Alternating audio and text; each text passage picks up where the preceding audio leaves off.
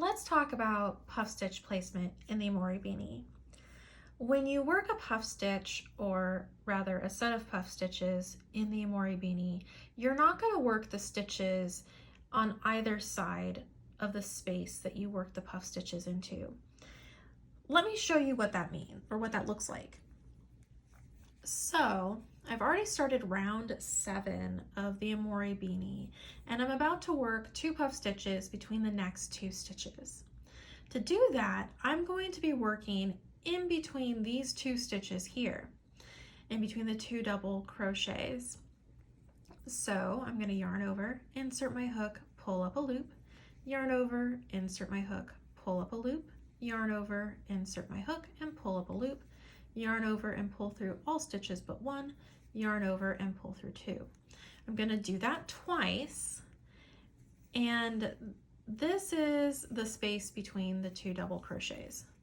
So I'm not going to work this stitch or this stitch. So when I go to work my front or my back post double crochet, I'm going to yarn over and I'm going to work around the front post double crochet 2 together of the previous round.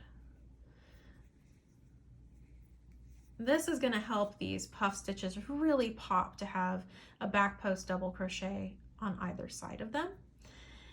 And so I'm going to show you that one more time. So you're going to be working your 2 puff stitches between the next 2 double crochets. These are the next 2 double crochets, and we're going to be working in this space in between them. So I'll go ahead and work 2 puff stitches into that space, and I'm not going to work either of those double crochet stitches. I'm going to work a back post double crochet around the next stitch, and we're going to repeat that around. Let me know if you have any questions about your puff stitch placements for the Amore Beanie. I'm always happy to help you figure anything out, and happy stitching!